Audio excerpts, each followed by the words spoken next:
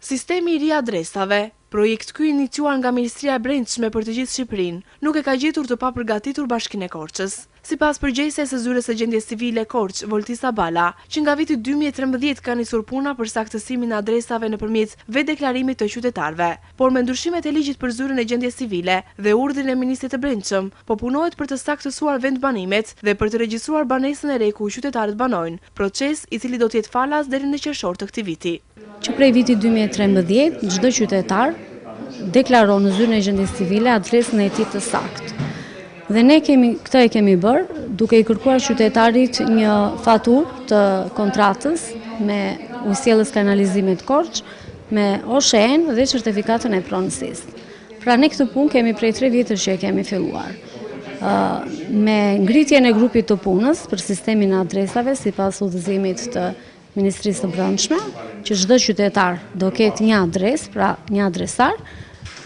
Ne nëpërmjet zyrës urbanistikës, prej orës 9 deri në orën 12, punojnë si specialist i caktuar nga sektori përkatës, punon në zyrën tonë për të bërë këtë lloj deklarimi të adresës së shtetasve. Vërtetimi i vendbanimit është për rastet e qytetarëve të Korçës, brenda të njëjtës njësie administrative, ku prej shumë vitesh jetojnë në një adresë, po marr si shembull lagja 10 bloku i ri sportit, por lagja 10 bloku i ri sportit tani ka rrugët e veta, për sa i përket ndryshimit të vendbanimit, paprata shtetas që në Zyrën e Gjendjes Civile Korç nuk janë të regjistruar, por kanë një objekt banimi në këtë qytet deri në muajin qershor.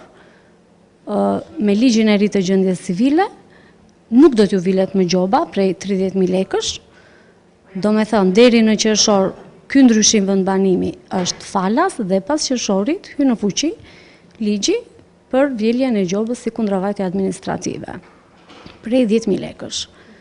Sipas përgjegjëses Voltisa Bala, deri tani ka patur vështirësi për sa i takon deklarimit të vendbanimit të saktë. Ka adresa, thekson ajo, që nuk janë rifreskuar që me regjistrin themeltar të vitit 1974.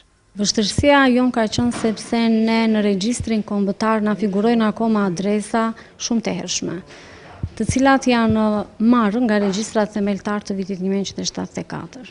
Do të thotë që prej atyre viteve dhe deri më sot, qytetarët kanë ndryshuar adresat e tyre, kanë lëvizur nëpër vendet rurale, kështu që duke marrë shkas dhe nga kjo, ne po bëjmë këtë punë të madhe që çdo qytetar të ketë adresën e vet, çdo qytetar të identifikohet se ku banon.